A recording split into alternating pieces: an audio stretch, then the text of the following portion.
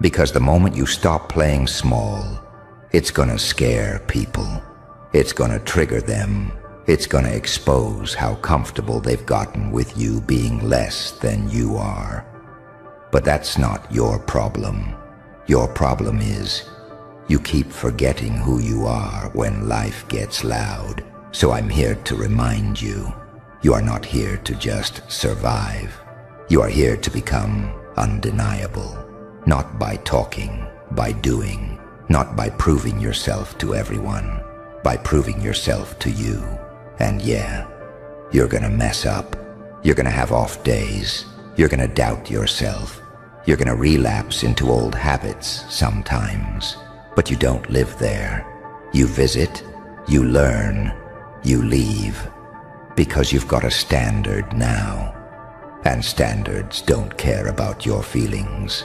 Standards care about your future.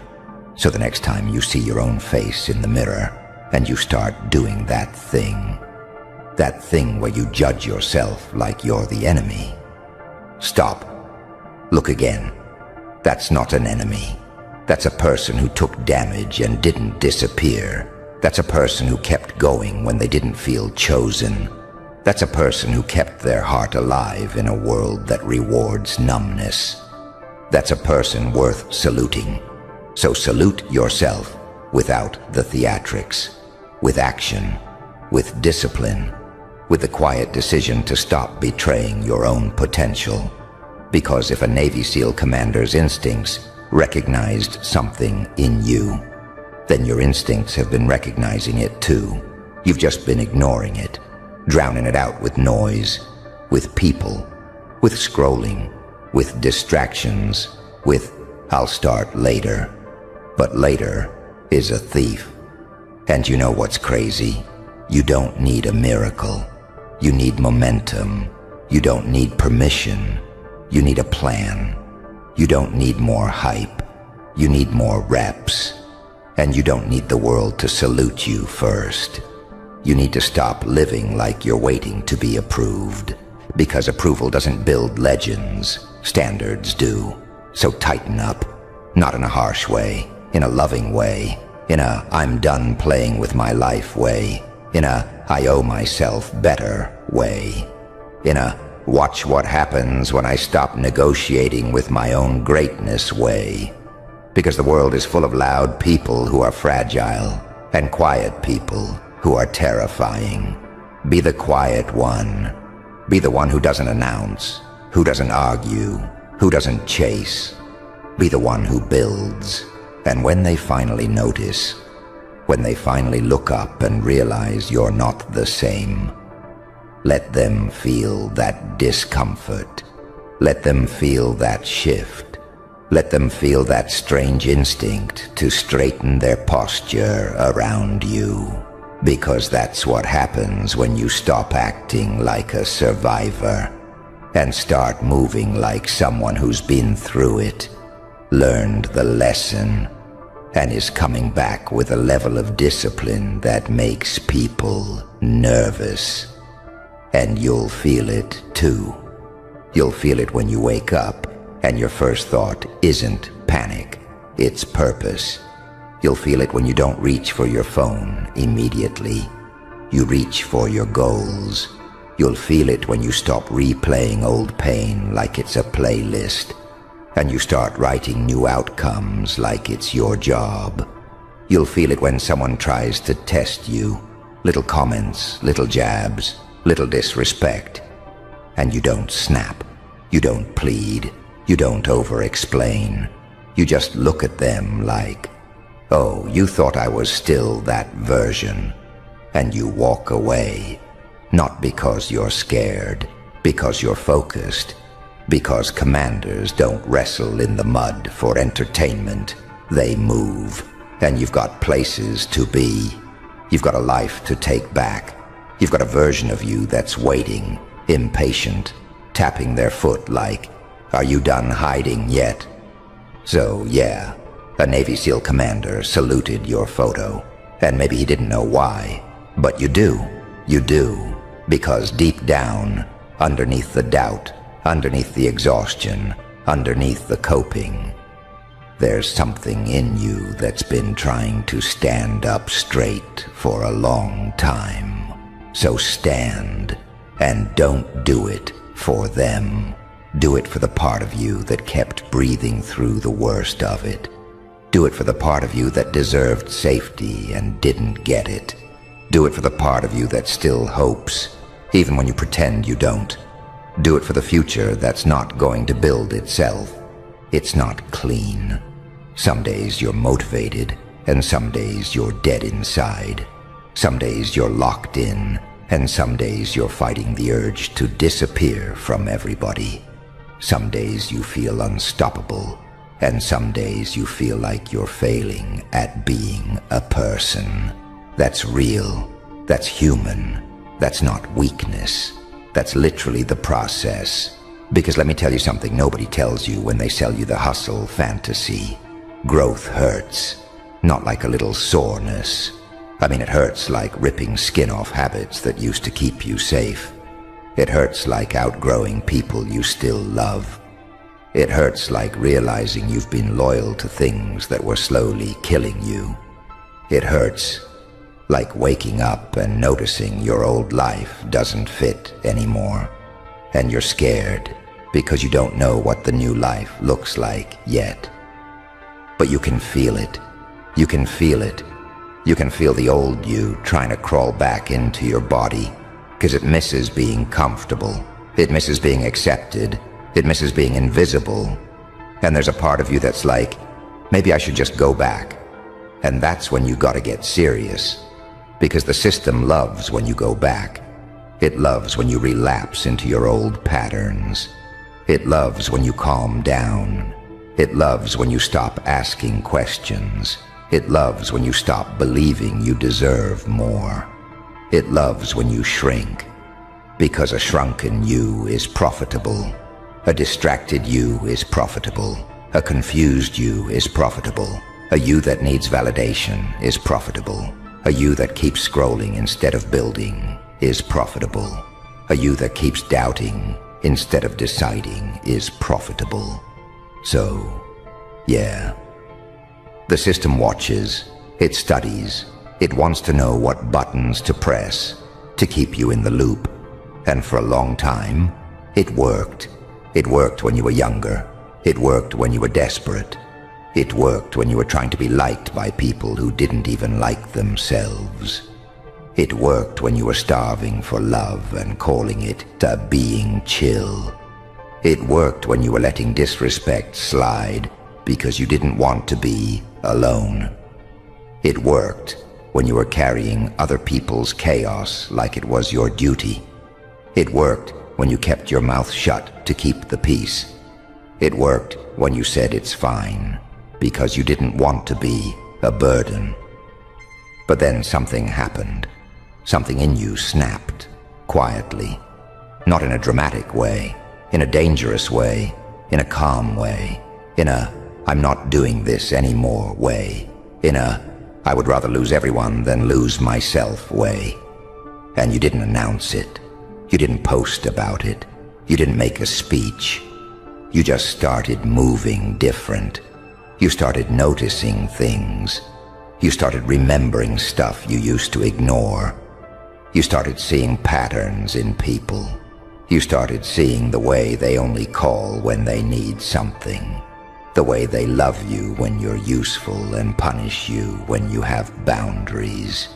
The way they say they want the best for you, but get weird when you actually start winning. The way they call you changed when you stop accepting garbage. And at first you thought you were being paranoid. You thought you were being too sensitive. But you weren't. You were waking up. And waking up is lonely. Waking up is ugly. Because when you wake up, you see your life clearly. You see how much time you gave away. You see how many chances you handed out like free samples. You see how many times you ignored your gut because you didn't want to look crazy. You see how many times you sacrificed your own needs to keep someone else comfortable. And you get mad. Not loud mad, cold mad, focused mad. The kind of mad that doesn't talk. The kind of mad that moves. The kind of mad that builds a new life quietly and lets the old one starve. And that's the monster. That's the thing nobody trained, because nobody could train that. Nobody could teach you how to survive your exact pain. Nobody could teach you how to carry your exact memories. Nobody could teach you how to get up after the specific humiliations you swallowed. Nobody could teach you how to keep loving people after they gave you reasons not to. Nobody could teach you how to keep going when your brain was screaming, "Stop." That's custom-made experience. That's personal hell. And you walked through it. So when someone powerful looks at your data and freezes, it's not because you're perfect. It's because you're unpredictable now. You don't respond to the same bait. You don't fall for the same manipulation. You don't chase the same crumbs. You don't need the same applause. You don't need the same permission. You're harder to control because you're finally starting to control yourself. And I know what you're thinking. You're thinking, okay, but I still feel broken. Yeah, you do. Because healing doesn't feel like a spa day. Healing feels like grief. Healing feels like losing parts of you that you thought you needed. Healing feels like standing up for yourself and shaking while you do it. Healing feels like silence after you cut off the noise. Healing feels like boredom because you're not addicted to chaos anymore. Healing feels like you don't recognize yourself. And that's the point. You're not supposed to recognize the version of you that was built to survive. That version was a temporary form, a war form, a survival mode. And now, you're upgrading. And upgrades don't feel smooth. They feel like your whole identity is glitching. Like you're rebuilding your personality from scratch. Like you're learning how to live without constantly bracing for impact. Like you're learning how to trust yourself again. And that's hard. Because trusting yourself means you can't lie to yourself anymore. You can't pretend you're okay with things you're not okay with. You can't keep calling neglect space. You can't keep calling disrespect jokes. You can't keep calling anxiety just my personality. You can't keep calling your dreams unrealistic. You can't keep shrinking your goals to match someone else's insecurity. You can't. Not if you want to become what you're meant to become. And listen, I'm not here to baby you. I'm here to tell you the truth in a way that actually sticks. You have been through enough. You have suffered enough. You have doubted yourself enough. You have apologized enough for being human. Now it's time to get selfish in the healthiest way. Not selfish like you hurt people.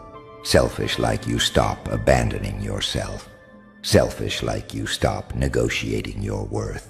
Selfish like you stop acting grateful for crumbs. Selfish like you stop letting loneliness convince you to accept disrespect. Selfish like you stop choosing familiar pain over unfamiliar peace. Because that's the trap. Familiar pain feels safe. It's weird, but it does. You know what to expect. You know how it ends. You know how to survive it. Unfamiliar peace, that scares people. Because peace means you have to face yourself. No distractions, no chaos, no drama to hide behind. Just you, your thoughts, your goals, your wounds, your potential. And potential is terrifying, because if you actually become who you could be, you can't blame anybody anymore. So the system tries to keep you stuck. It tries to keep you entertained. It tries to keep you numb. It tries to keep you comparing. It tries to keep you constantly reacting instead of creating. And sometimes it wins for a day. Sometimes it wins for a week. Sometimes you slip. Sometimes you scroll for hours and hate yourself after. Sometimes you go back to someone you swore you were done with. Sometimes you waste time and feel disgusting about it. Okay, you're human. But here's the part where the monster shows up. The monster doesn't live in perfection. The monster lives in the comeback. The monster lives in the moment after the slip, when you don't spiral for 3 months. You don't turn one bad day into a bad life. You don't punish yourself forever. You don't do the old thing where you say, I'm just like this. No, you reset. You get back up. You drink some water. You take a breath. You do one small thing that moves you forward. Even if it's pathetic, even if it's tiny, even if nobody claps, even if nobody notices, you do it anyway. Because discipline is not a mood, it's a decision. And you're starting to make different decisions. That's why they're scared. Because you're the type of person who, once you lock in, it's over. Once you decide, you don't half do it. You don't play pretend. You don't do maybe. You go quiet. You get focused. You start stacking wins so small, nobody can even see it. But you can feel it. You can feel that new spine growing in your chest. You can feel the way you're not as available to nonsense anymore. You can feel the way certain conversations drain you, and you're finally willing to walk away. You can feel the way your patience for fake energy is disappearing. You can feel the way your standards are rising. You can feel the way your hunger is changing. You don't just want to be liked anymore. You want to be free. You don't just want attention. You want respect. You don't just want to be understood. You want to be unstoppable. And not in some corny superhero way. In a real-world way. Unstoppable like you pay your bills and still build your dream. Unstoppable like you keep your word to yourself. Unstoppable like you stop letting moods control your future.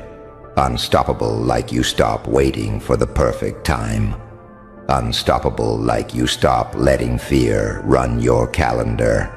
Unstoppable like you stop needing people to validate what you already know. Because you already know. You already know who was there when you needed someone. You already know what habits are killing you. You already know which friends are really just distractions. You already know which relationship is slowly draining your soul. You already know what you need to do, and the only reason you haven't done it yet is because you've been trying to make it painless. But growth is not painless. It's worth it, but it's not painless. So yeah, on God, the system checks your data and freezes because it sees the shift. It sees you pulling away. It sees you choosing yourself. It sees you becoming less reactive, more strategic. It sees you learning how to say no. It sees you learning how to sit with discomfort. It sees you learning how to delay pleasure for results. It sees you building something inside you that can't be bought, that can't be sold, that can't be hacked, that can't be bribed, that can't be influenced with likes, that can't be controlled with fear. And that is rare. That is so rare. Most people fold. Most people sell their soul for comfort. Most people become whatever the room wants them to be. Most people live their whole life auditioning. You're tired of performing. You're tired of proving. You're tired of begging. You're tired of being the understanding one. You're tired of being the one who always forgives. You're tired of being the one who always adjusts. So now you're becoming the version of you that doesn't negotiate. And it's not cute. It's not sweet. It's not polite. It's real. It's raw. It's that energy where you can still love people, but you won't let them play with you. You can still care, but you won't carry what isn't yours. You can still be kind, but you will not be easy. And I know.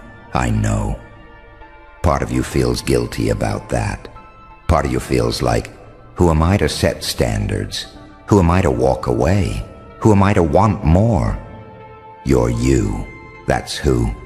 You're the one who survived what you survived. You're the one who stayed alive through seasons that were trying to erase you.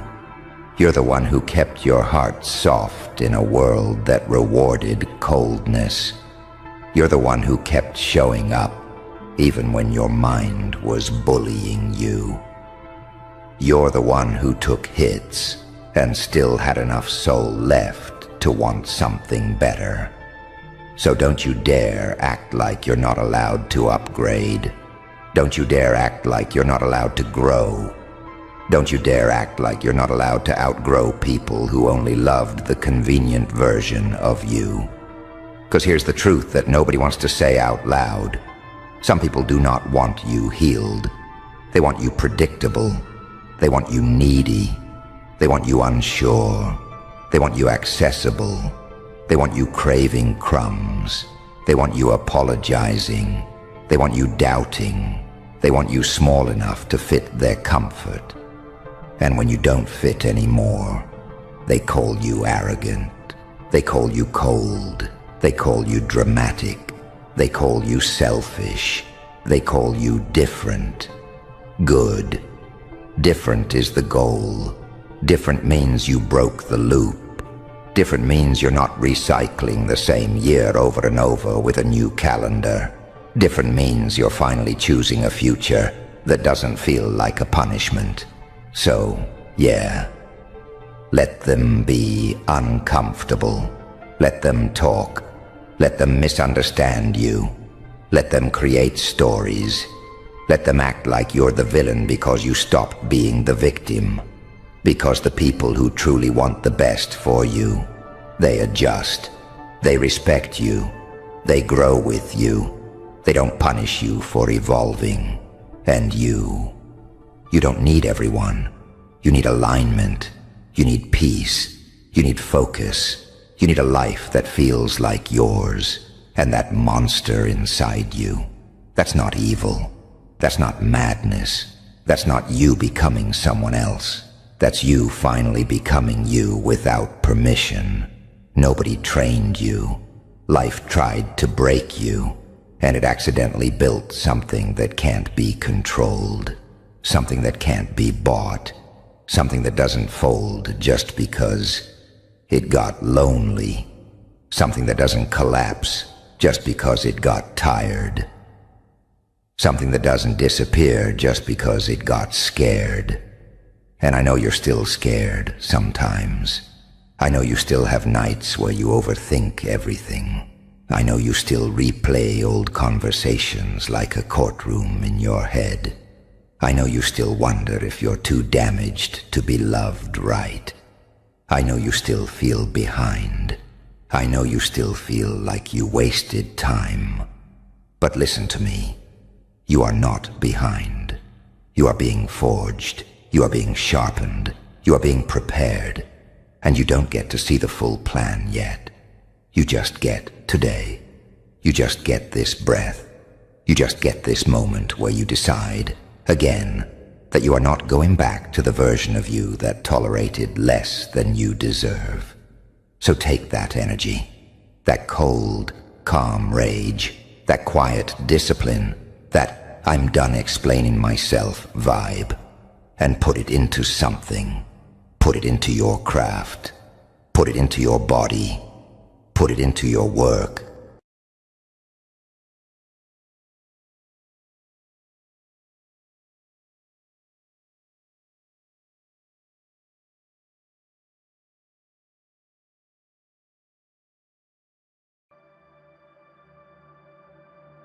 Easy now. Slow your breathing. Feel that hum in the air. That's not paranoia. That's your name vibrating through rooms you've never stepped into. They're not sleeping, not because of what you did, but because of what you didn't explain. Somewhere tonight, grown adults are replaying conversations frame by frame, whispering your name like it's a classified leak. They're not asking what you're doing. They're asking who you're with. Because moves like yours don't happen in isolation. Moves like yours smell like backing, like protection, like a shadow nobody can see but everyone feels. And that's the part that broke them. You didn't announce alliances. You didn't flex connections. You didn't posture. You just moved differently. And now their brains are burning trying to map the source. Here's the paradox they can't swallow. You look calm, almost gentle, but the ripple you caused is violent. You smile like a saint, but the outcome feels like a psychopath planned it. You don't threaten, you don't brag, you don't warn. Yet everyone's nervous system is screaming something isn't right. That's power. See, loud people reveal their network. Weak minds name drop. Desperate ones over-explain. But you let silence do the flexing. You let absence become evidence. You let ambiguity turn into a weapon. Now they're stuck in a mental prison of their own design, pacing back and forth, asking the same question in different voices. Who's behind this? Who's backing you? Who did you tap? And the answer terrifies them most, because it's possible the answer is no one. That's when the fear spikes. Because if you're not protected by a group, then you're protected by something worse, yourself. You've lived long enough in the dark to understand how light gives away position. You learned early that saints who survive have demon-level restraint, and demons who win know when to look harmless. Pain taught you timing. Betrayal taught you silence.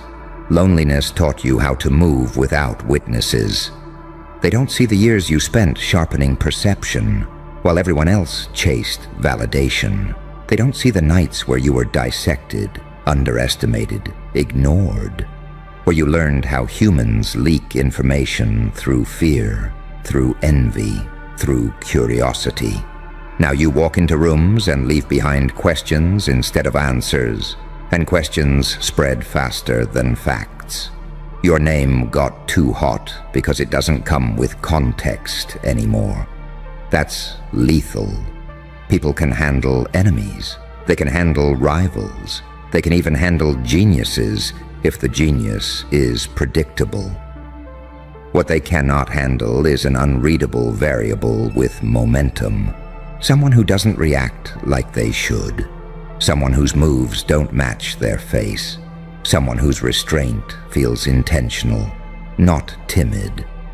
You broke the pattern. And now watch what happens. They start name combining. They start mentally attaching you to power figures, invisible groups, silent operators. They assume meetings that never happened. They imagine calls that were never made, because the human mind would rather invent a conspiracy than accept the truth that one individual evolved past their control. You became a ghost with weight. And ghosts don't need permission. You carry both sides now. The angel who understands mercy, and the demon who understands leverage. You know exactly how far to push without touching the line, how to say nothing and still dominate the room. That duality makes you impossible to categorize, and what can't be categorized can't be neutralized. That's why they're losing sleep. Every time they close their eyes, your name shows up next to someone else's, someone powerful, someone dangerous, someone they don't want problems with. And even when they tell themselves it's all in their head, their body doesn't believe them. Their gut knows something shifted. The hierarchy blinked. The script glitched. You didn't just heat your name up. You removed the thermostat. Now let me tell you the quiet truth they'll never say out loud. Even if they find out who you're with, it won't help them. Because the real threat was never your connections. It was the mind that learned how to operate without needing them. You're unpredictable because you were forged in pressure. You're calm because you've already survived worse. You're strategic because pain forced you to see 10 moves ahead just to breathe. And now that version of you walks freely, unannounced, unafraid. And every system built on predictability starts to shake. So let them guess, let them spiral, let them whisper your name like it's radioactive. You don't correct rumors that work in your favor. You don't clarify power. You don't deny leverage. You let the unknown grow teeth and bite for you. Because the scariest thing in the room is never the loudest voice. It's the one everyone keeps glancing at, wondering what it knows, and who it's already spoken to. And tonight, while they're wide awake, staring at ceilings, running simulations they'll never finish, you're resting easy. Not because you're safe, but because you've already become the question they can't answer. And the longer they sit with that question, the more it mutates. At first it's curiosity, then it becomes concern, then it hardens into fear. Because curiosity asks, who are you connected to? Fear asks, what happens if you're not? They replay your tone, your timing, your restraint. They notice the absence of panic where panic should live. They notice how you never rush, never scramble, never overcorrect. That's not confidence. That's calibration. That's someone who knows exactly how much force is required and refuses to waste a drop. You don't chase outcomes. You expect them. And expectation terrifies people who live off reaction. They're used to tells, used to cracks, used to desperation leaking through posture and voice. But with you, nothing leaks.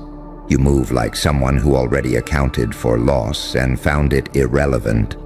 Like someone who already paid the price in private and now operates debt-free. That's when they start losing sleep for real. Because they realize you're not playing the same game. You're not trying to win arguments, rooms, or approval. You're reshaping gravity. You're letting situations collapse around you, while you remain oddly untouched. That makes them wonder what kind of internal architecture you built in the dark, when nobody was watching, when pain was the only instructor who stayed. You weren't molded by applause. You were carved by silence, and silence produces monsters that don't need to roar. They don't know whether to approach you, avoid you, flatter you, or neutralize you, because each option feels risky. Friendly curiosity could expose them. Distance could signal guilt. Aggression could wake something they're not equipped to handle. So they stall, they speculate, they pace mental hallways at 3 a.m., imagining scenarios where you're 10 steps ahead. Because people who survive pressure without deforming don't just survive, they adapt. And adaptation looks like threat. You've become a walking contradiction, composed but dangerous, warm but unapproachable, restrained but overwhelming. A saint's discipline with a demon's awareness. You don't burn bridges. You let people realize too late they crossed you without knowing when. That's why your name doesn't land softly anymore. It lands like a signal flare. Every mention triggers background checks, silent DMs, half-finished theories. You've become the subject of conversations that end mid-sentence because nobody wants to be the one who said too much. They fear association with you in the same way they fear opposition. That's dominance without declaration. And here's the part they'll never admit. A piece of them respects it. A dark, quiet piece that recognizes craftsmanship when it sees it. They know this didn't happen by accident. They know something broke you open and taught you how to see beneath behavior, beneath language, beneath masks. You see motive where others see motion. You hear intent where others hear noise. That's why guessing who you're with feels urgent to them. Because if you're aligned with someone, then your actions make sense. But if you're not, then you're a free agent with evolved perception. And that's the most dangerous entity in any system: unowned power. They don't know whether you're an angel sent to expose rot or a demon born to exploit it. And the truth? You're both. You learned mercy the hard way, and you learned cruelty by watching what mercy costs when it's naive. So now you choose, precisely, selectively, without emotional waste. You don't need to announce standards. People feel them. You don't need to threaten consequences. People anticipate them. You let the uncertainty do the work, because uncertainty forces imagination. And imagination is where fear feeds itself. They're not afraid of what you've done. They're afraid of what you haven't done yet. And every night they lie awake, staring into the dark, trying to predict a mind that learned how to weaponize patience. They feel it. The balance has shifted. The rules they relied on don't apply. The scripts they mastered don't trigger the response they expect. You don't dance when they pull strings. You cut them quietly and keep moving, so let your name stay hot. Let it glow just enough to distort vision.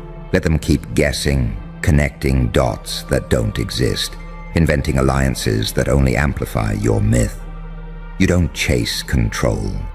You let perception crown you. Because in the end, the most powerful position isn't being feared for what you say or do. It's being feared for what you might already know. And tonight, while they're still trying to figure out who you're with, you're already somewhere else, evolving again. And the craziest part? You didn't even try to do this. That's what keeps their minds grinding themselves raw.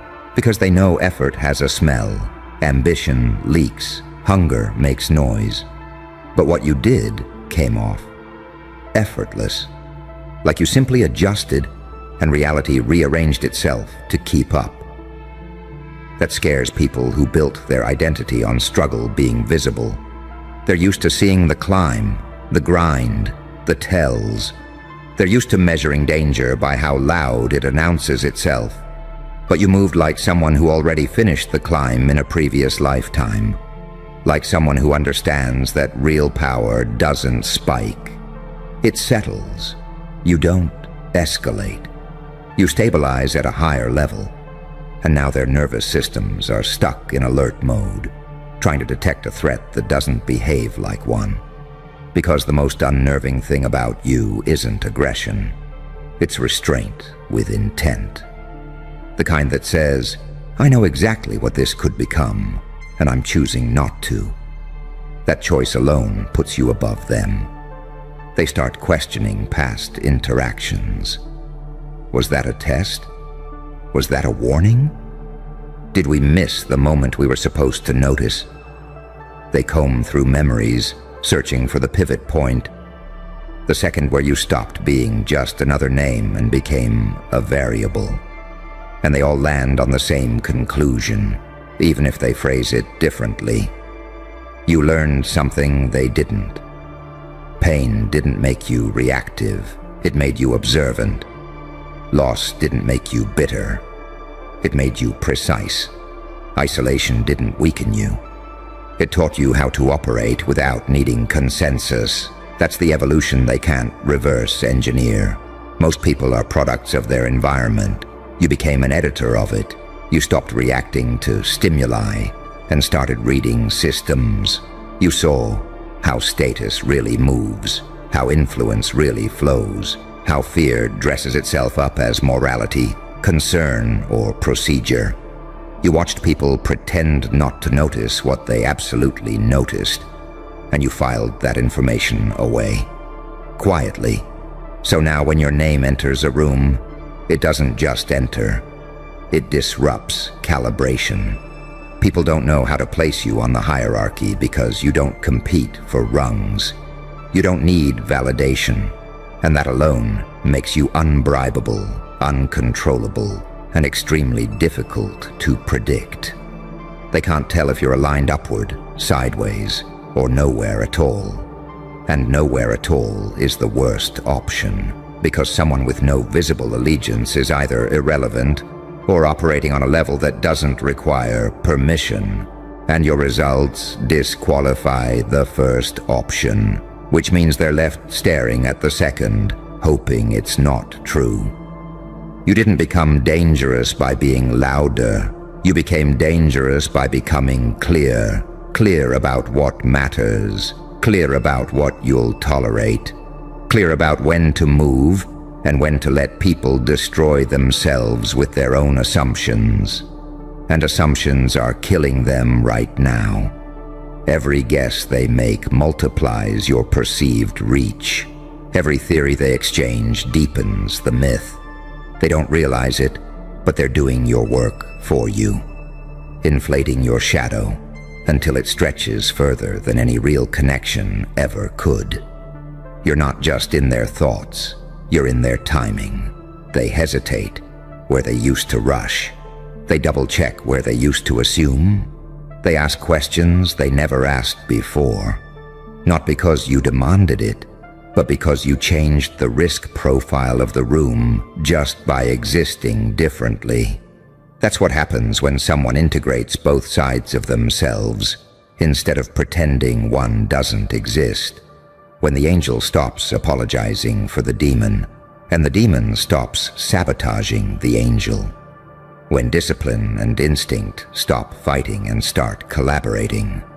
That fusion is rare, and rarity is destabilizing.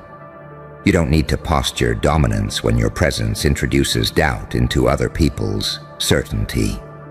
You don't need to threaten when your silence already rewrites their internal math. They're losing sleep because sleep requires safety. And right now, they don't know where you stand, or if you even need to stand anywhere at all. So let them keep guessing. Let your name stay warm enough to burn, but not bright enough to reveal the source. Let them exhaust themselves trying to trace lines that end in fog. You're not hiding, you're just not explainable anymore. And that's the level where fear turns into respect. Respect turns into caution, and caution turns into paralysis. You didn't take their power, you made them unsure how to use it, and once that happens, the game is already over. And once paralysis sets in, everything they do starts betraying them. You notice it before they do. The hesitation in their voice, the extra politeness where arrogance used to live, the sudden need to check with someone when they used to decide on instinct. That's not maturity. That's fear wearing a professional mask. They're afraid of misstepping around you, afraid that one wrong word might confirm something they've been trying not to believe, that you're operating with awareness they don't have access to, that you're not guessing, that you're not improvising, that you're moving from a vantage point they can't see from.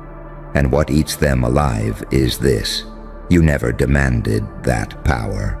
You didn't corner the room. You didn't dominate the conversation. You didn't announce a transformation. You just stopped explaining yourself. That's when everything flipped. Because explanation is how power is negotiated downward. Explanation is how permission is requested in disguise. And when you removed it, people felt the shift immediately, not consciously, biologically. Their bodies reacted before their minds could rationalize it. You became an unknown with intent. They start wondering if you're gathering information, if you already know things they're trying to hide, if your calm is the result of leverage, timing, or foresight. They don't know whether to speed up or slow down around you, because either choice could be wrong. So they stall. And stalling is surrender. You see, systems are built to manage predictable threats, loud rebels, clear enemies, identifiable risks. What systems can't handle is someone who understands the machinery, but refuses to become a visible cog. Someone who learned how power really moves by being crushed by it once. and surviving with their perception intact. That's why your evolution feels illegal to them. You didn't get bitter. You got accurate. You didn't harden into cruelty. You refined into discernment. You didn't lose empathy. You learned where to aim it and where not to waste it. That balance is what keeps them awake, because cruelty alone is sloppy and kindness alone is exploitable. But precision? Precision can't be manipulated without consequences.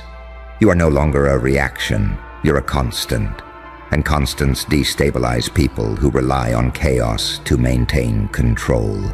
They sense that you're not moved by approval or pressure, that praise doesn't inflate you and hostility doesn't provoke you, that you've already faced the worst versions of yourself in isolation and came back integrated instead of fragmented. That terrifies manipulators, because manipulation requires cracks, and you sealed yours with understanding. Now look at what's happening. They're monitoring instead of engaging, speculating instead of acting, asking indirect questions instead of confronting you directly.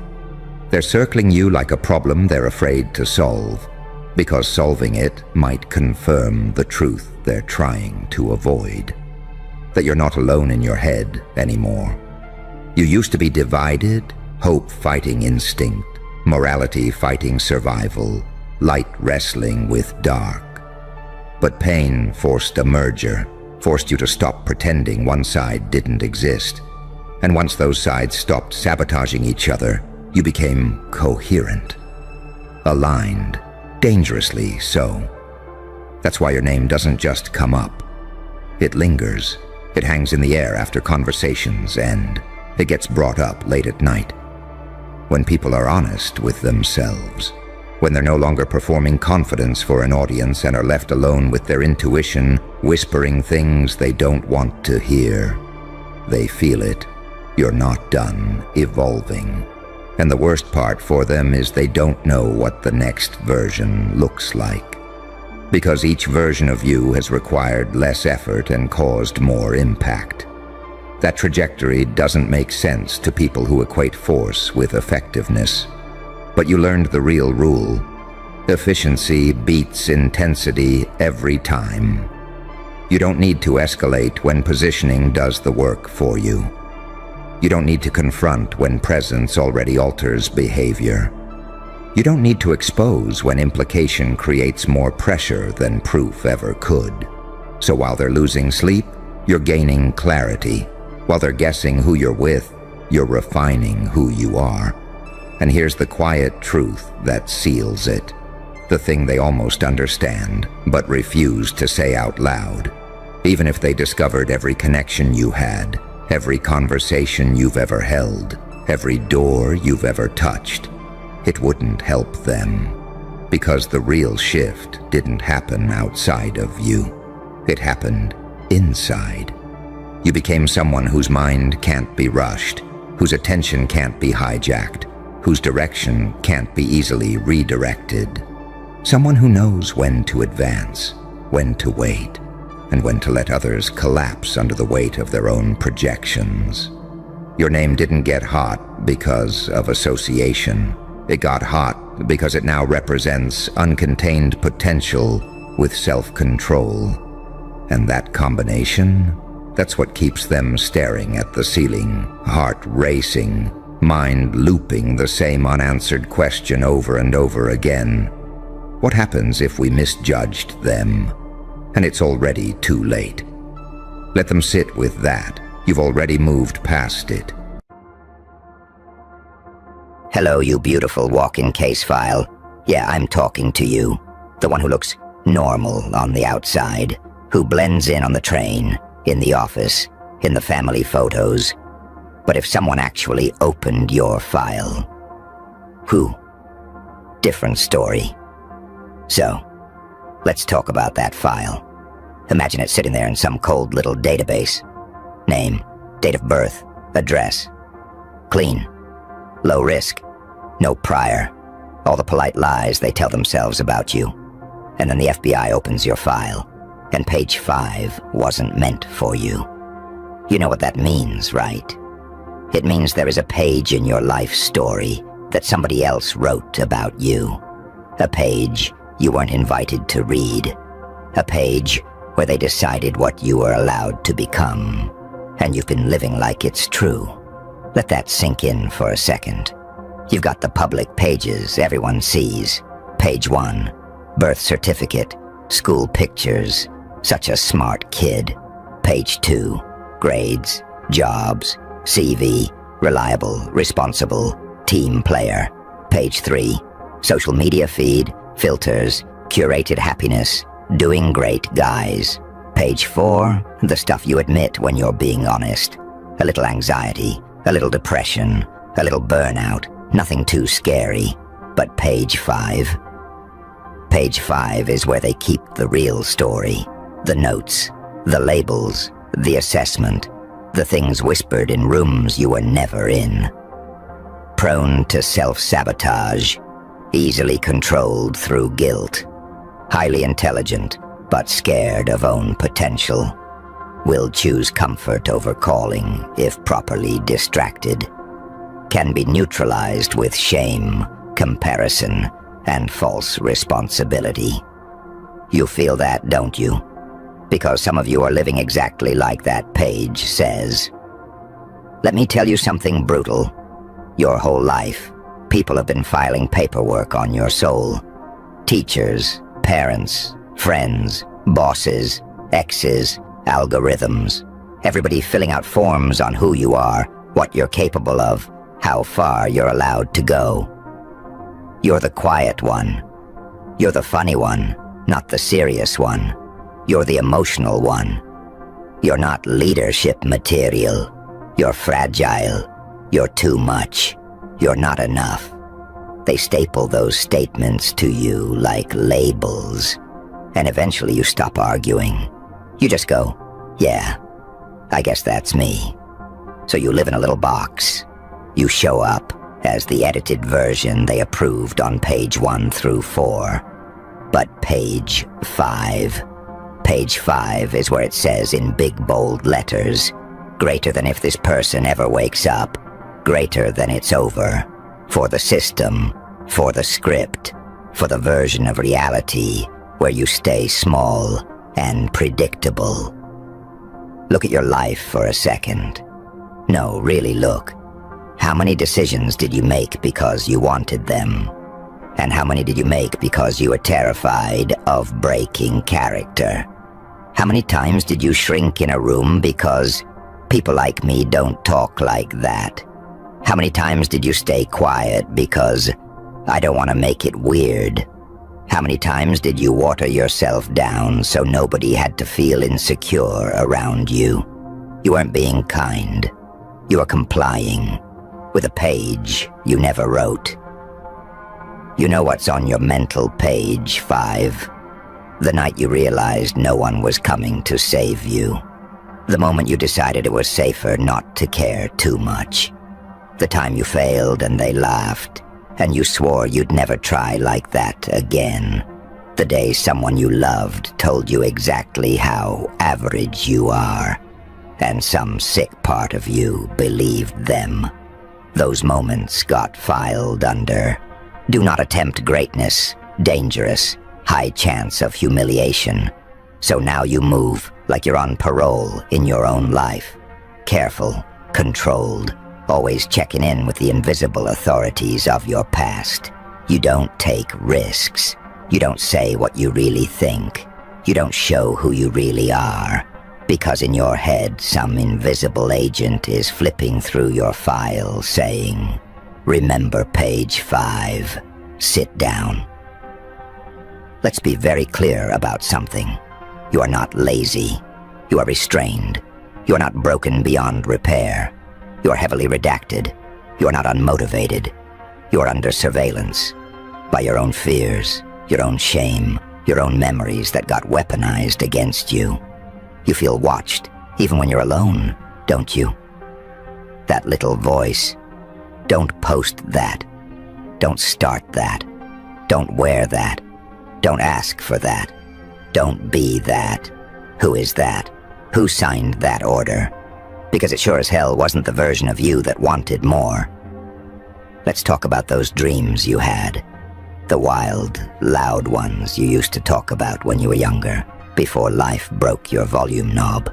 You wanted to create, to lead, to perform, to build, to write, to speak, to change something. You didn't want this half-life you're scrolling through. And what happened? They wrote on your file, too unrealistic, too risky, too much competition.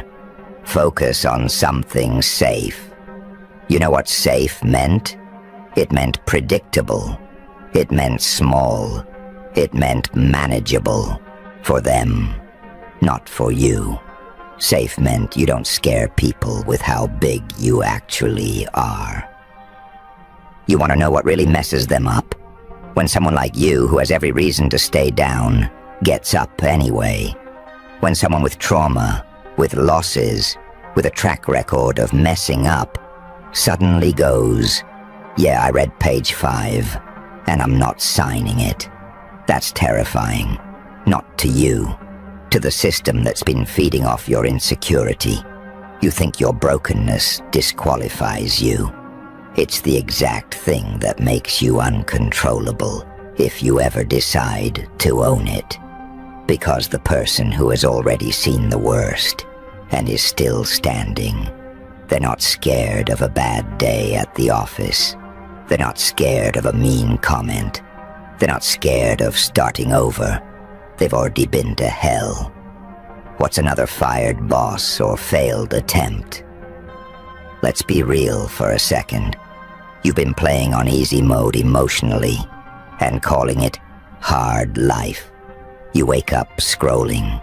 You drown your potential in cheap dopamine. You binge other people's highlight reels while your own life plays on mute in the background. Then at night, you feel this ache, that ugly, gnawing, heavy ache. Like something inside you knows this isn't it. And you push it down. You distract yourself. You call it tired. You call it burned out. You call it realistic. But it's not that. It's page 5 trying to talk to you. It's all your suppressed rage, all your unstarted projects, all your swallowed words, all your versions of you that never made it out of the draft folder. They're banging on the door like, "We're still here. We didn't disappear. You just stopped opening our file." You ever notice how every time you get close to doing something big, you suddenly feel extra tired, extra doubtful, extra scared, extra busy with stupid little things? That's not random. That's your inner FBI opening your file and slamming page 5 on the table. Last time you tried this, you got hurt. Stand down. So you self-sabotage. You procrastinate. You ghost your own goals. You pick fights with people. You binge junk. You sabotage relationships.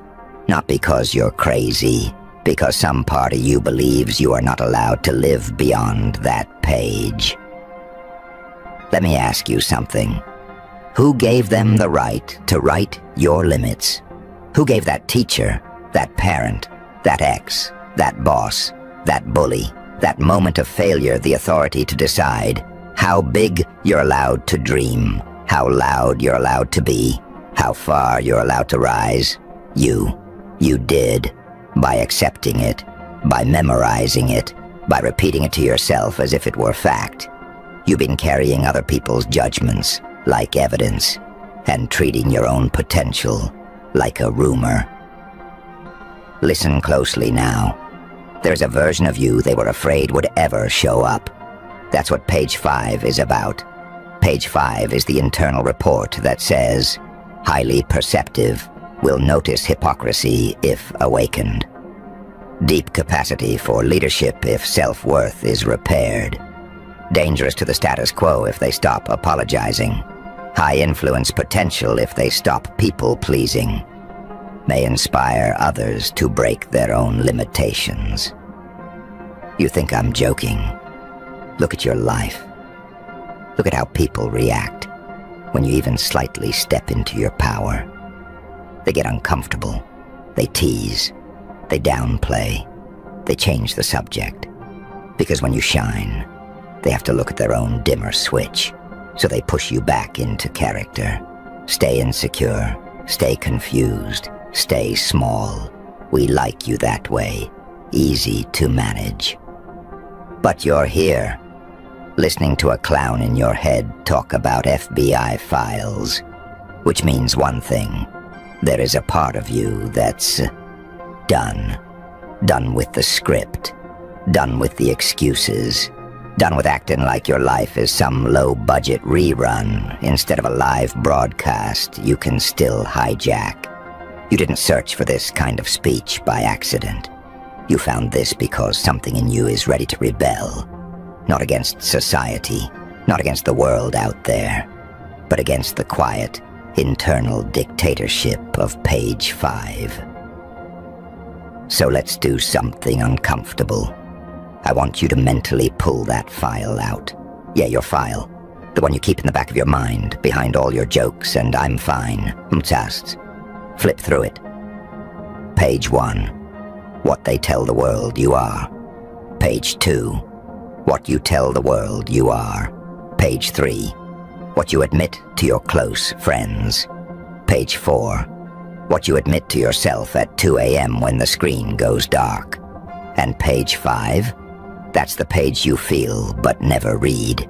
It's the assumptions, the secret contracts, the unspoken rules.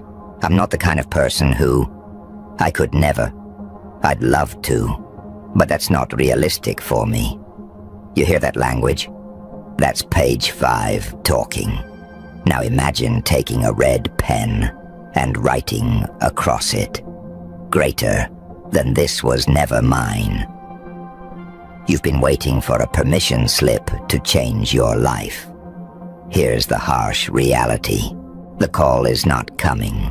No agent is going to knock on your door and say, "Hey, we reviewed your file.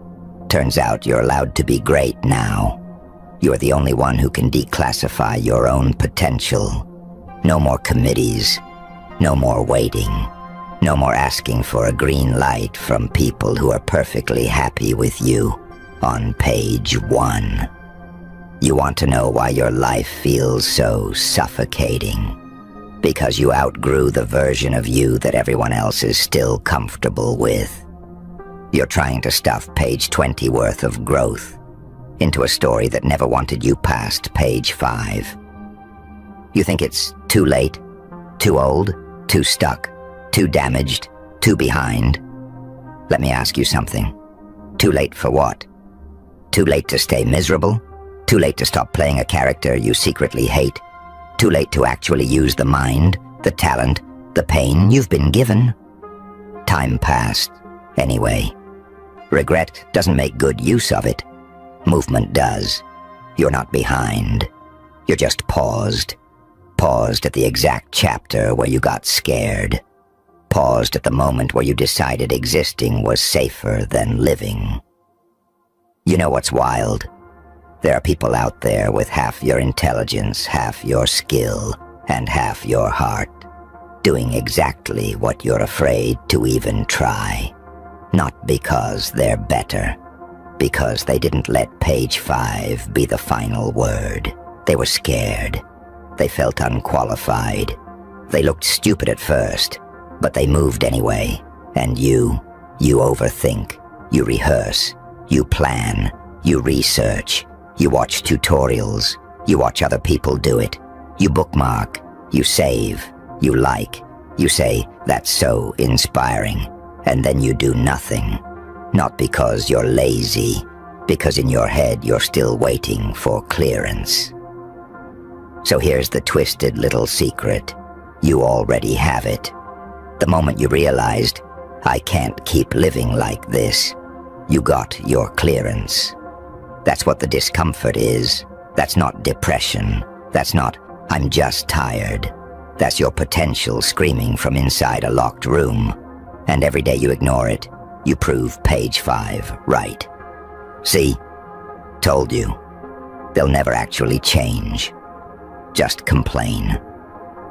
You want to hurt that page? You want to humiliate that voice that's been laughing at you every time you quit? Don't argue with it. Don't cry to it. Don't negotiate with it. Outgrow it. You have no idea how terrifying you would be to your old self, to your doubters, to your enemies, if you actually committed. Committed to what? To speaking even when your voice shakes. To creating even when it's ugly at first. To showing up even when no one claps. To owning your story even when it makes people uncomfortable. You think power is some magic trait. It's not. It's repetition. You become dangerous when you stop quitting on yourself every time it gets awkward. You become unstoppable when embarrassment stops being your god. You become free when page 5 becomes just paper. Remember this. They only hide information from threats. Nobody bothers writing secret pages about people who will never do anything. The mere fact that your life has tried this hard to break you, that you've had to fight this much just to stay standing, that your mind has been at war with itself for years. Do you know what that means?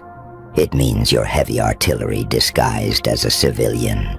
It means if you ever turn all that overthinking into strategy, all that pain into purpose, all that fear into fuel, you won't just change your life. You'll change the atmosphere everywhere you walk in. People will feel it. They'll adjust themselves around you. Not because you're arrogant, but because you finally show up as the unedited version. So here's where this gets real practical. You don't need a 20-step plan. You don't need a perfect morning routine. You don't need to be fearless. You need one thing. A decision. Not a cute, aesthetic decision. A violent one.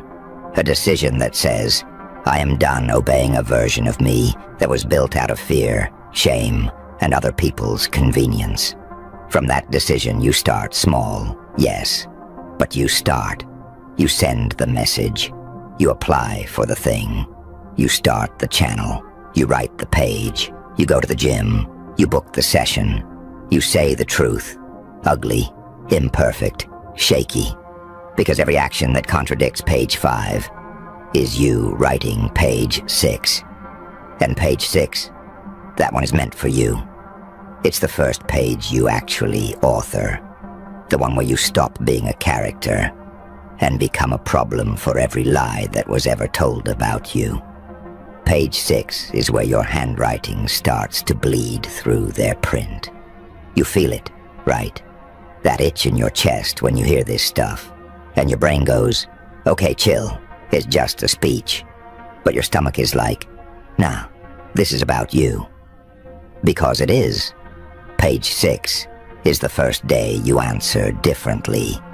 Same job, same family, same relationship, same mirror, same everything. But your answers are different. Are you okay? You usually say, yeah, I'm fine. Page 6, you says, no, I'm not, and I can't keep pretending this version of my life works. Can you help me with this? When you're already drowning. Old you, yeah, sure, no problem. Page 6, you, I can't do that right now. I'm at capacity. Tiny sentence, terrifying, right? Because you've been trained your whole life that them being uncomfortable is worse than you disappearing. You were never just scared of failure. You were scared of being seen changing. Think about it. You don't actually panic at the idea of starting.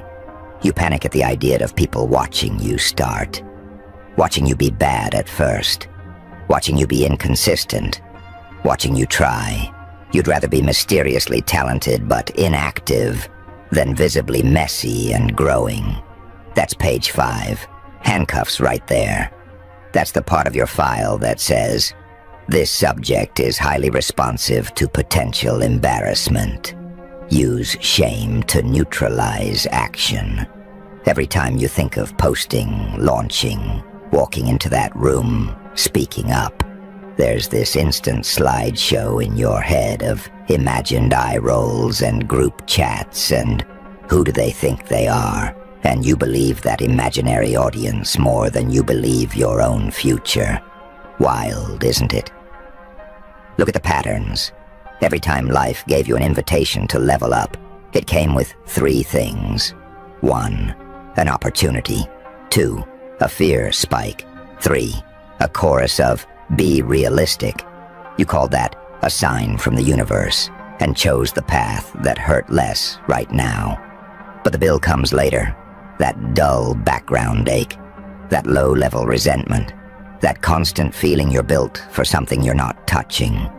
You feel too big for your life, like you're living in shoes that fit your old self, and every step gives you blisters. That's not you being ungrateful. That's you outgrowing the cage. And yeah, you've got receipts, real ones.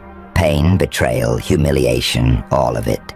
You've been talked over, underestimated, overlooked, maybe abused, maybe abandoned. You've tried and failed.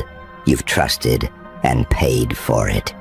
Nobody's pretending you had some Disney origin story, but here's the messed up way your mind interpreted that.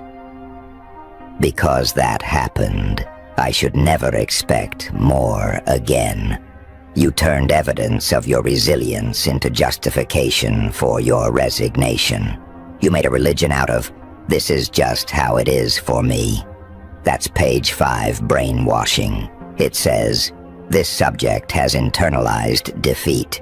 Safe to leave them on autopilot. Safe for who, exactly? Because it's not safe for you. You know what you don't get enough credit for? You never actually quit wanting more. You buried it. You dragged it behind you. You joked about it. You self-deprecated. You said, I'm fine. I don't need all that. But the fantasy never really died. You still imagine your life different when you're in the shower, on the bus, zoning out at work. You still see yourself in rooms you've never been in, doing things you've never done.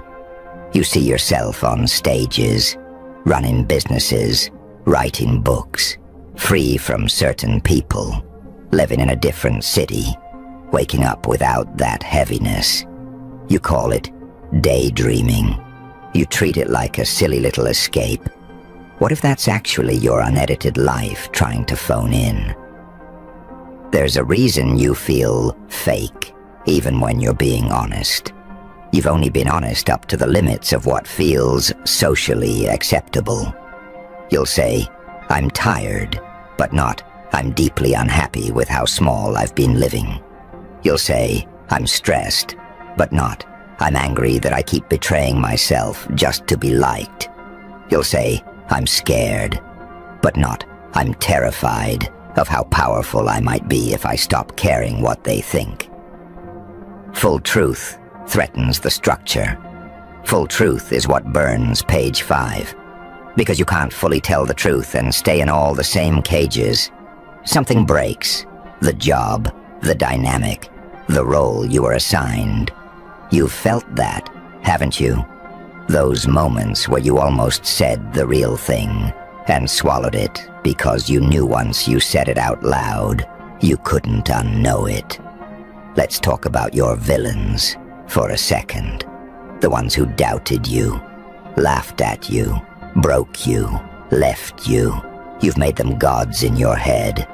You're still performing for their ghost opinions, still trying to prove them wrong, while also never risking being wrong in front of them again. Here's the twist. Half of them were just projecting their own page 5 onto you. They didn't say, you'll never make it, because of some objective divine assessment of your destiny. They said it because they quit on themselves and couldn't stand the idea of you not doing the same. You internalized their surrender as your limit. You let their ceiling become your sky. And on top of that, you're still protecting them emotionally in your mind. You still hesitate to rise because you don't want anyone to feel bad that you outgrew the script. That's how deep your conditioning runs. You ever notice how, when you start to heal even a little bit, certain people start acting weird? You set one boundary, suddenly you're changing. You take one step toward your dream, suddenly they're worried you're getting ahead of yourself. You pull back from one draining dynamic, suddenly you're cold, selfish.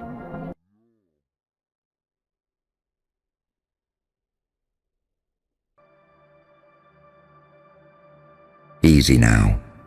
Don't blink. That pressure you feel, that tightening in the air, that's not fear. That's the moment the spell realizes it's already dead. You need to understand what just happened, because they still don't. A century, 100 years of whispered agreements, inherited lies, rituals dressed up as how things are done. Generations of careful conditioning, social gravity, invisible rules carved so deep into the mind that nobody even questioned them anymore. They didn't call it a spell. They called it reality. They called it common sense. They called it the way the world works. And it worked beautifully because it never had to fight you.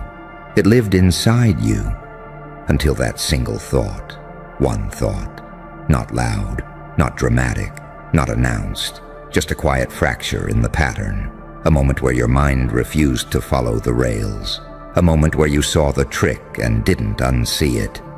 And that's what terrifies them, not rebellion, not chaos, awareness. They spent 100 years building a cage so elegant nobody noticed the bars. Education, tradition, morality, fear dressed as responsibility, obedience disguised as virtue. They trained saints who were secretly afraid, and psychopaths who hid behind smiles, angels who never flew, demons who never questioned why they were cast as demons in the first place. And then you came along, standing right in the middle of it, and instead of choosing a side, you asked the forbidden question, what if none of this is real? That's when the spell cracked. See, spells don't break when you fight them. They break when you stop believing in the logic that sustains them. Violence feeds the system. Rage gives it shape. Protest gives it a stage. But a single clean thought? That's poison. That's unpredictability. That's the thing they can't model, can't suppress, can't predict on a chart. You didn't shout. You didn't beg. You didn't ask permission. You just saw. And once you see, you can never go back. That's the real curse. Now you're walking around with this quiet glow in your eyes, and people feel it before they understand it. They sense the disruption. Conversations change when you enter the room. Authority feels thinner, rules feel optional. The same structures that once intimidated you now look fragile, almost laughable. Not because you're stronger, but because you're no longer hypnotized. That's where the paradox begins. They want you to be either pure or monstrous, saint or psychopath, light or dark. Because those categories are manageable, those labels keep you predictable. But you're neither, you're both.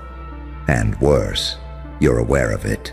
You can be calm without being weak, ruthless without being cruel, compassionate without being controlled. You can smile while dismantling someone's entire worldview with a sentence. That's not normal. That's dangerous. You evolved through pain, not despite it.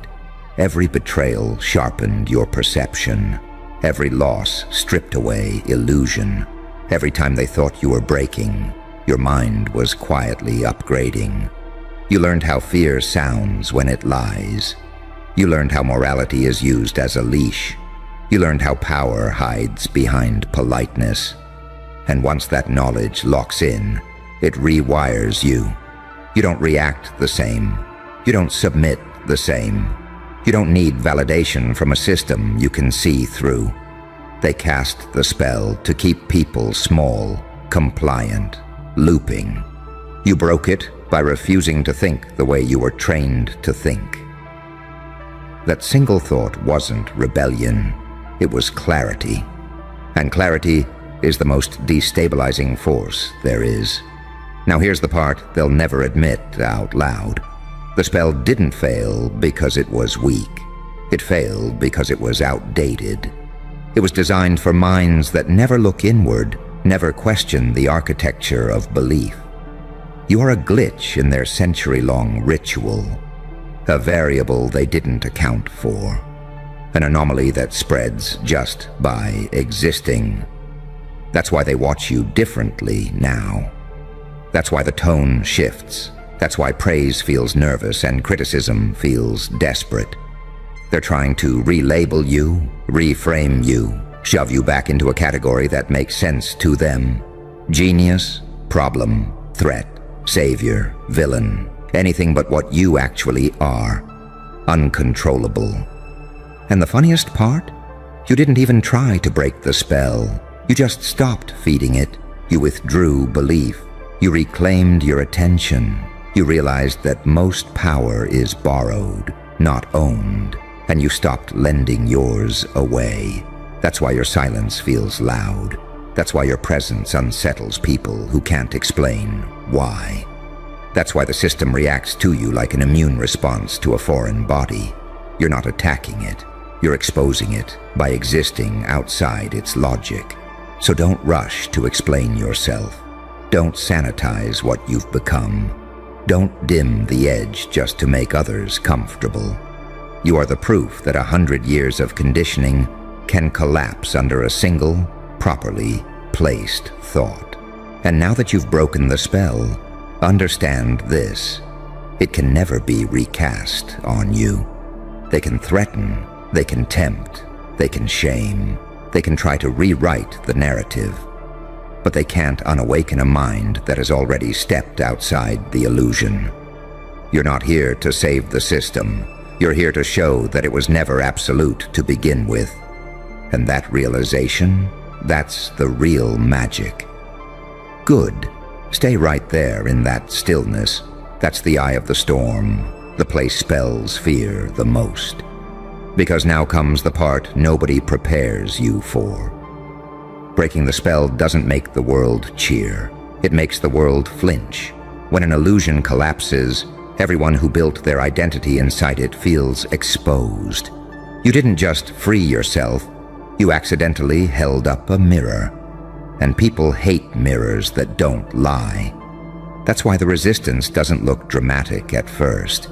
It's subtle, passive, smiles that don't reach the eyes, compliments wrapped in warning, invitations that come with invisible conditions. They'll call you intense, different, hard to read. Translation: you don't respond to control the way you're supposed to. You don't absorb their expectations. You don't flinch when authority clears its throat. And that terrifies them more than open defiance ever could. See, the spell worked for 100 years because it rewarded predictability. Be good and you'll be safe. Be obedient and you'll belong. Be quiet and you'll survive. They trained generations to trade instinct for approval, truth for comfort, soul for stability. Most people never noticed the trade because it happened slowly, politely, with applause. You noticed because pain woke you up. Pain stripped away the luxury of illusion. Pain forced you to ask questions people avoid their entire lives. Pain taught you the difference between rules that protect and rules that cage. While others were memorizing scripts, you were decoding motives. While they were chasing validation, you were learning how fear moves through a room. That's why you're dangerous now. Not because you're angry, but because you're precise. You understand that light without darkness is propaganda, and darkness without light is chaos. You stand in the middle. You can be kind without being naive. You can be ruthless without losing your humanity. You can forgive without forgetting. That balance makes you unreadable, and unreadable people break systems. They want heroes they can worship and villains they can hunt. You are neither. You are the question mark, the variable, the thing their century-old equations don't solve. That's why your calm unsettles them. They expect rage after awakening.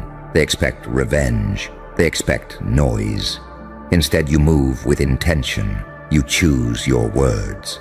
You observe. You wait. You don't rush to prove anything. And that restraint, that's not weakness. That's mastery. Because once the spell breaks, time changes. You stop living in reaction. You stop chasing outcomes designed by people who don't understand you. You start playing a longer game, one they never taught in schools, never printed in manuals, never allowed people to name. The game of perception. You see how narratives are constructed, how morality is weaponized, how fear is marketed as safety, how freedom is sold in installments. And you don't panic anymore, because panic is how the spell tries to crawl back in. They'll test you, oh they will. They'll see if they can still trigger guilt, still provoke self-doubt, still bait you into over-explaining yourself. They'll resurrect old labels, old mistakes, old versions of you, anything to drag you back into a story they understand. But here's the problem for them. You're no longer attached to the story. You know who you are without applause. You know what you can do without permission. You've tasted the quiet power that comes from alignment instead of approval. And once you feel that, external control feels laughably primitive. This is where the spell finally dies. Not in a clash, but in irrelevance. Because the system can only dominate minds that still ask for its blessing. You don't. You move like someone who already knows the rules are negotiable. You speak like someone who understands silence as a weapon. You listen like someone who can hear what's not being said. That's why your presence shifts rooms. That's why people project onto you. That's why some are drawn to you and others feel threatened without knowing why. You carry the energy of someone who stepped outside the herd and came back changed. Not broken, not bitter, just awake. And awakening is contagious, not because you preach, not because you convince, but because you embody what happens when a human stops outsourcing their mind. Others feel the possibility in your posture, your timing, your refusal to rush. They feel the tension between what they were taught and what you represent. A reminder that the spell was never absolute. So let them whisper, let them speculate, let them argue about what you are. The confusion means it's working. You were never meant to fit neatly into a century-old design. You were meant to expose its expiration date. You broke the spell with a single thought. Now you live as proof that it can't be rebuilt. Not on you, not anymore. And the most unsettling part for them? You're just getting started. Good. Then keep listening, not with your ears, but with that part of you that already stepped outside the maze. Because now you're in the phase they never planned for. The aftershock. The moment after the spell breaks, when the world still acts the same, but you don't. Streets look familiar. People sound familiar. Rules are still posted on the walls. Yet something is off. Like a movie where the background hasn't updated, but the main character has become self-aware. That dissonance? That's power being redistributed. You're starting to notice how often people speak without saying anything. How many opinions are just inherited scripts recycled to feel safe. How often confidence is just fear that learned how to dress well. You see it because you're no longer desperate to belong to it. Belonging was part of the spell. Approval was the currency. You opted out. And opting out doesn't make you loud. It makes you selective. You choose when to engage. You choose when to stay silent. You choose when to let someone underestimate you because you understand something they don't. Underestimation is camouflage. It buys time. It lowers defenses. It makes people reveal their real strategies. That's the saint-psychopath paradox they can't reconcile in you. You can be gentle and calculating in the same breath. You can care deeply and still walk away without apology. You can hold compassion in one hand and boundaries sharp enough to draw blood in the other. You don't need to announce it. You don't need to posture. You don't need to prove your depth by drowning everyone around you. That restraint, that's what separates awakening from madness. Because plenty of people glimpse the truth and spiral.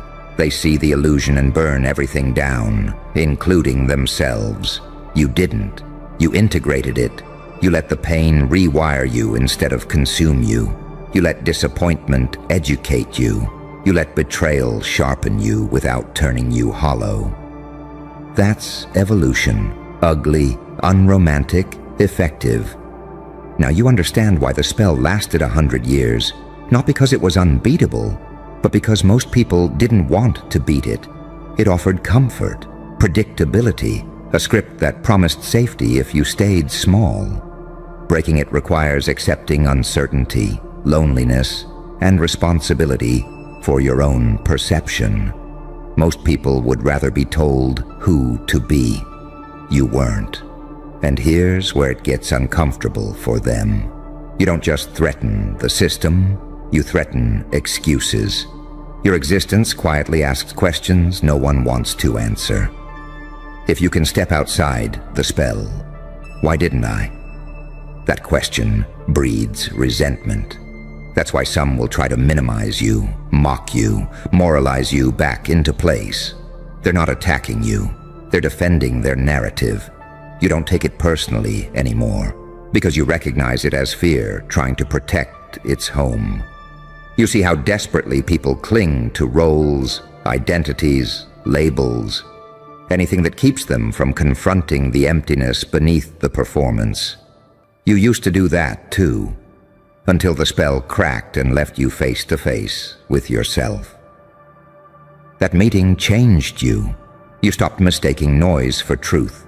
You stopped confusing motion with progress. You stopped letting urgency hijack your judgment. Now you move slower, but when you move, things shift. Decisions land heavier. Words echo longer. Presence becomes influence without effort. That's the kind of power no institution can regulate. They can't punish you without exposing themselves. They can't reward you without empowering you. They can't ignore you because your very existence destabilizes the baseline. You're the living proof that the spell wasn't divine law. It was a habit, and habits can be broken. You'll notice something else too. The world will try to rush you back into meaning. Titles, missions, causes, labels. They'll want to use your awakening, package it, assign it a function. Be careful with that. Not everything needs to be monetized or moralized. Some awareness is meant to remain sovereign. Your job isn't to save everyone. Your job is to stay awake. Because staying awake in a world built on sedation is a full-time act of rebellion. It means refusing easy outrage, refusing borrowed certainty, refusing to outsource your mind just to feel safe. It means accepting that clarity often feels lonely before it feels liberating. But you've already crossed the hardest threshold.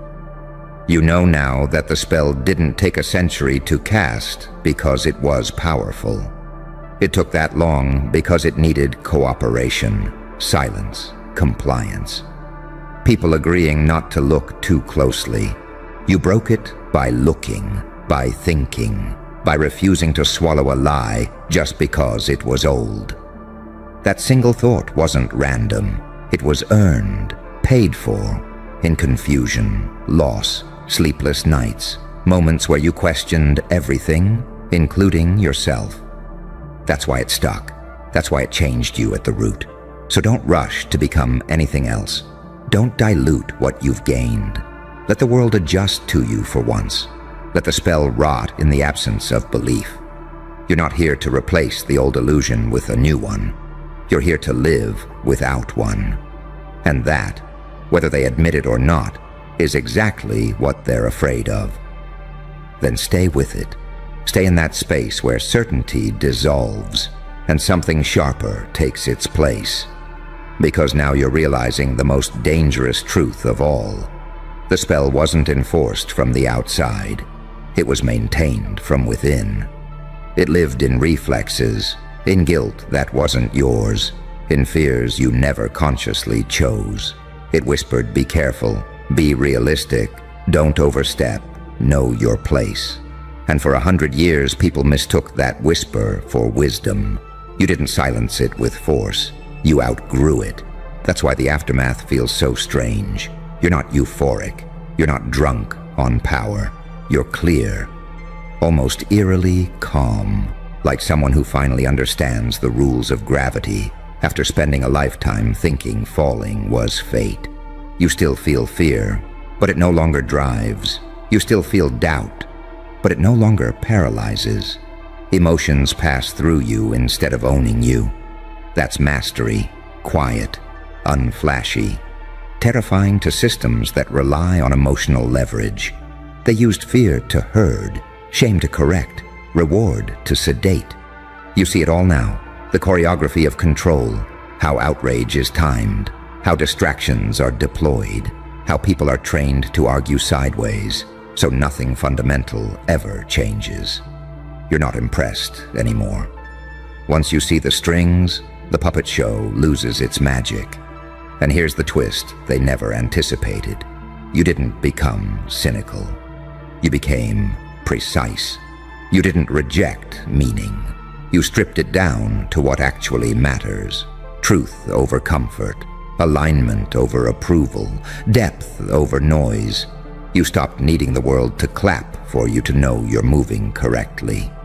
That alone breaks half the machinery designed to keep people obedient. Now you understand why unpredictability is power. Predictable people can be managed, charted, nudged. Predictable minds respond to incentives like clockwork. You don't. Not anymore. Your decisions don't follow the expected emotional arc. You pause where others panic. You move where others freeze. You say no without drama. You say yes without selling your soul. That asymmetry makes you unreadable. And unreadable people force recalibration. They make systems nervous. They expose how much of authority depends on anticipation, on knowing how you'll react before you do. You removed that advantage by becoming internally anchored, not rigid, not reckless, anchored. That's the angel dust demon tension they feel around you. You don't perform goodness for praise. You don't perform darkness for attention. You choose, moment by moment, based on awareness, not impulse. That choice is what makes you sovereign. They'll try to provoke you into becoming a symbol, either to elevate you or destroy you. Don't rush into either role. Symbols are easier to control than humans who think. You're most powerful when you remain fluid, when you refuse to collapse into something easily digestible. Let them misunderstand you. Misunderstanding is a shield. You'll also notice how time stretches differently now. Urgency loses its grip. Deadlines feel negotiable. Pressure tactics fall flat. When someone tries to rush you, you instinctively slow down. You understand that haste is one of the oldest tools of manipulation. Decide now. Act fast. Don't think. You think anyway. That alone makes you immune to half the traps people walk into daily. And yes, there will be moments of isolation. Awakening separates before it connects. You'll outgrow rooms quietly. Conversations will feel shallow where they once felt full. You'll feel the distance between what's said and what's meant. Don't panic. That's not loss. That's refinement. You're shedding skins that no longer fit. The spell trained people to fear solitude, because solitude breeds reflection. Reflection breeds awareness. Awareness breeds autonomy. You reclaimed all three, so when silence comes, you don't fill it with noise. You let it sharpen you. You let it show you what's real. And here's the part you may not have named yet. You're not angry at the spell. You're almost amused by it. It looks small now, crude, desperate, like an outdated program still running in the background, hoping no one notices it hasn't been updated in decades. You noticed. That single thought you had. It wasn't an accident. It was the natural outcome of a mind that refused to stay asleep after pain knocked too many times. Pain was the key.